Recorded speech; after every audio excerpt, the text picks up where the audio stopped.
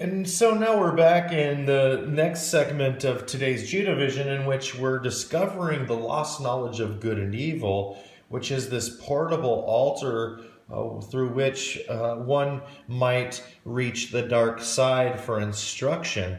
And we're going to figure out over the next several Judah Visions how this works, but we're going to look at a documentary today called Treasures of Heaven. Let me zoom out here so you can see this and zoom in. Treasures of Heaven, which was uploaded by Paulus L. 3X's here. So we're going to let you know exactly how this works. And this was one that actually belonged to a Roman emperor, you guys, for when he wasn't able to go into his normal temple and take the place of God, as it says in Ezekiel. But let's get started here, and then I'll read you a little of Ezekiel as we go, because Ezekiel and all the prophets, as I've told you, described a little piece of this machine through which men become gods. Enjoy.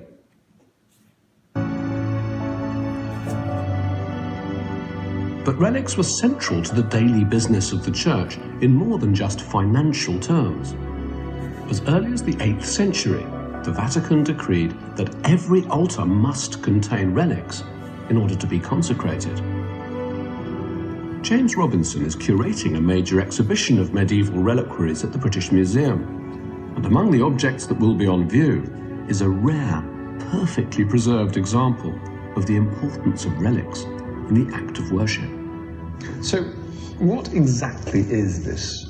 I'll be stopping this every once in a while so that we are abiding by our fair use copyright. Well, this is one of the museum's great masterpieces. It's a very rich, visually rich and exciting object with this wonderful combination of ivory, painted vellum, gilt copper. What was its function? It's a portable altar. It dates from around the years around 1200, and it's from Hildesheim in Lower Saxony in Germany. And this altar stone in the center. So I want you to also notice he's about to tell you that this altar stone in the center facilitates a chalice or a grail. And again, I told you the secret to this grail, this spiritual treasure, so-called spiritual treasure, is scrying. And the stone itself, and you know how stone has been associated with idolatry. These caves is where people have these visions and stuff. They meet the Sibyl, Apollo down in these caves because somehow stone connects you to the bottomless pit here. And this is the key to the bottomless pit. In the corners of this retablos, we'll see, and then I'll read from Ezekiel, we'll see this gold on this retablos. It has a lion and an eagle and a face of a man, just like it says in Ezekiel. But let him explain to you that the chalice went in the center here. Take the footprint of a chalice. In certain contexts, Mass or communion, the Eucharist, might need to be celebrated outside of the confines of a consecrated church, and objects like this took the power of consecration with it. So I want you to see in this one here, in this imagery here, it's really hard to see, but there is a lion over here. There's an eagle and the face of a man. Everything you see in Ezekiel, again, and the smoke rises and stuff, and the Carol Poke Runyon videos, if you were to watch, I told you we will not be watching any rituals. I think, again, that's why we lost some subscribers. But if you were to watch, they describe this light flashing at this certain time. And again, remember, Lucifer was the light bringer. Imagine being in the dark with this retablos, with candles lit and doing all the things you need to talk to the other side, looking down in your wine, seeing your own reflection that as this partner, this fellow of Carol Poke Runyon says that it eventually morphs, his own face eventually morphs into the face of this demon. Imagine that. Let me read from you this little part before we get going here from Ezekiel. And it says, "Now as I beheld the living creatures, behold, one wheel upon the earth by the living creatures with his four faces." And again, these four faces around here, the corners, the appearance of wheels. And the wheels here are just circles. not exactly wheels. Again, remember, this is before cars and all this stuff too, but they called wheels circles. And the appearance of the wheels in their work was like unto the color of a barrel. Remember the light, barrel colored light. And they four had one likeness, and their appearance in their work was as it were a wheel in the middle of a wheel. And that comes from Ezekiel chapter 1, 15 and 16. So a wheel and a wheel. Remember, they're in the dollar bill retablos that folds up. There's actually a wheel in a wheel, because there's wheels and wheels. Because look at this, same here. There's a wheel, and then there's the wheels around the outside. This is Matt Cooper's version of this portable altar retablos. And we'll see in the future as we go here in this video that this is the actual setup. This is the magician Mickey Mouse, and this is the setup that Carol Polk Runyon tells you he figured out, this little tripod, and he's looking into a triangle and a black mirror on there, which was, again, this triangle is a pyramid, which is also an altar. And there's your dollar bill folding up here. But again, here's your wheel. Within these are wheels. You see these zeros, these O's. The O's were actually pre-programming, predictive programming, and those are your outside wheels, and there's your center wheel, and we know this Aleph is an actual key to raise this creature from the bottomless pit. This is so crazy, you guys, and as we go, I'll show you this little Freemasonry imagery too. Why don't we just go ahead and look at that right now, because this is going to blow your mind.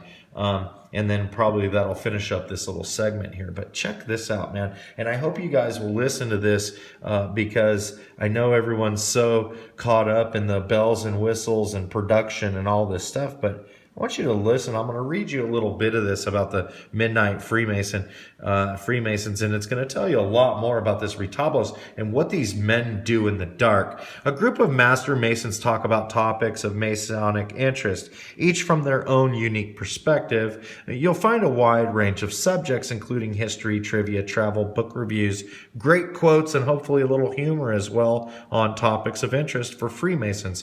And so this is for people in Freemasonry. And it's going to teach you about the magic with a CK of King Solomon, and by Midnight Freemason contributor Brother James E. Frey.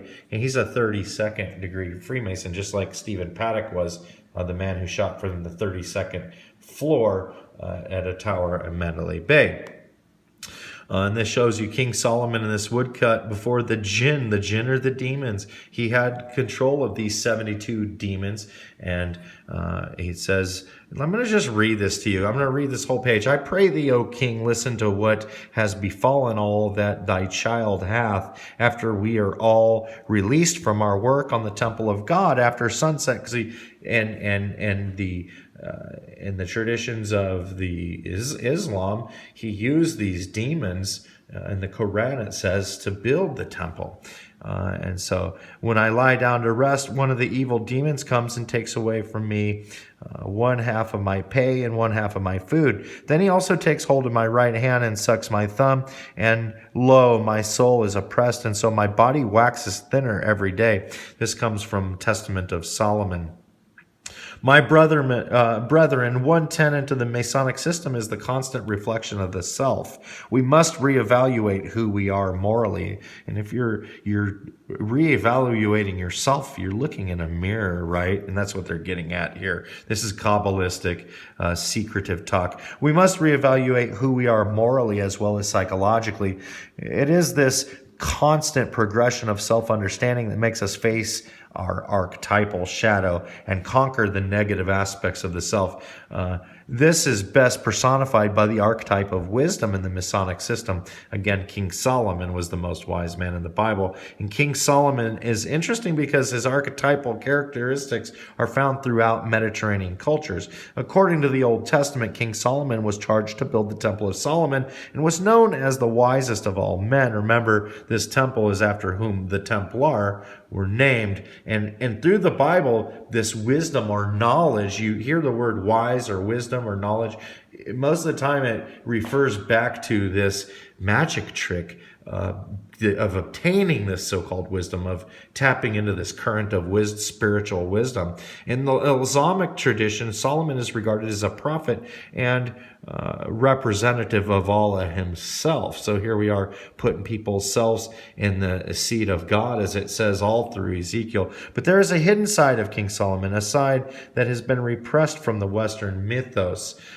just as we hide the darker aspects of ourselves. And here's where we're going to get into the creepiness of Freemasonry. In the Christian tradition, there's a separate myth that recounts Solomon not only as a wise king, but a very powerful ceremonial magician. This is where he went bad in the Judeo-Christian text. This tradition is recounted in the 15th century grimoire, The Greater and Lesser Keys of Solomon, in the Testament of Solomon, a Christian text dating to around the 1st and 5th centuries CE. It's really not Christian. These Greater and Lesser Keys of Solomon are Gnostic Christian, which is the dark side, black magic. And these keys are the keys of the bottomless pit, spoken of in Revelation 9. Although the author of these obscure texts is unknown, and this is something that was re-released, just like this Legend of the Holy Grail, Holy Blood, Holy Grail, Rennes-le-Chateau, because now people flock by the hundreds of thousands, tens of thousands every year anyways, to get this knowledge or wisdom. But anyways, its legend holds that it was the secret first-hand account of Solomon himself, these Lesser Keys of Solomon. And Solomon's Testament deals with a variety of astrological and magical themes that even deal with acting as a bridge between Greek mythology and Christian theology. So here's this mixing of things that don't belong, bringing the mysteries in, the mystery religion of Revelation. The book deals with the vast legions of demons, summoning spirits and magic rings. The legend begins with a young man who is favored by King Solomon. One day he is attacked by a demon by the name of Orneus, who used his demonic powers to suck the vitality and life from the youth's spirit.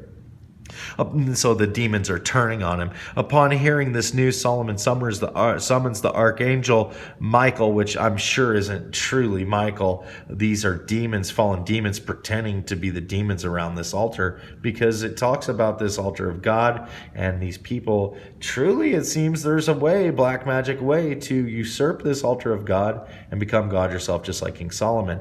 Upon hearing this news, Solomon summons the archangel Michael through the magical practice. According to the Lesser Key of Solomon, this magical practice was known as the Almadel, which is how Solomon was said to have received wisdom from the angels. Michael arrives to the troubled king and entrusts him with a magic ring bearing the six-pointed star, again, seal of Solomon upon it. And again, this is the eagle is in this shape, and the tetragrammaton on the right side of the seal on the back of the dollar bill is this. And it is, if you watch the show, it also doubles as the Theosophy logo, the theosophical movement through which all the religions will unite into this one religion. It appears that America is ground zero for this, as Taco Bell tells us how to fold this dollar bill into this Solomonic black magic altar. Portable altar, as Matt Cooper makes. With this ring, Solomon gained the power to summon demons and spirits, using his will to control them and command them to complete tasks.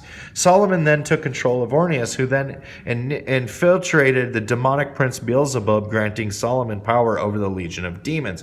According to the Lesser Key of Solomon of the Ars Goetia, there are 72 demons that are parallel to the fallen angels. And remember, on the Tetragrammaton on Wikipedia, it says that you use these 72 names of God, the Tetragrammaton, to raise the golem. So it takes a lot of demonic force together to raise this golem or whatever.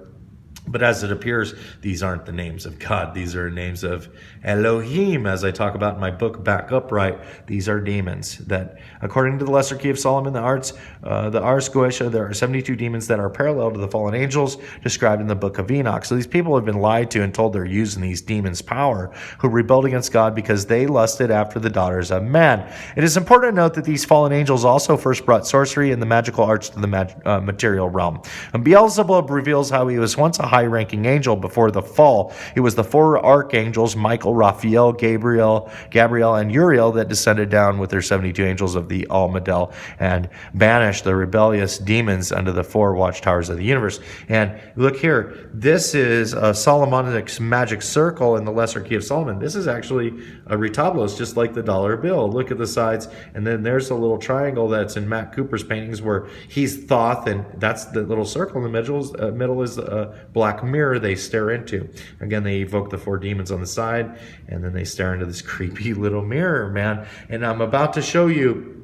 Let's take a break right now. We'll upload this show. And in the next one, and we'll get back to this here, this Freemasonry deal, because it tells you exactly what they're up to in the dark. But I want to show you how this here matches the dollar bill perfect. This is your portable altar of Freemasonry that's now been put in your hand, and Taco Bell has been the one to do that. And again, we'll get back to this video too as we go. But look here. There it is.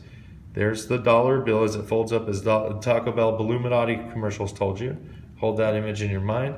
Look here. Actually, we'll just look at them here like this. It is the same exact thing as spoken of by Ezekiel. We'll check you out on the next. This is the third. This is the end of the second segment, and the third segment will be starting. We're going to let you know that your world's about to change. You're one of the very first people to understand this. God bless you. We'll see you in the next show.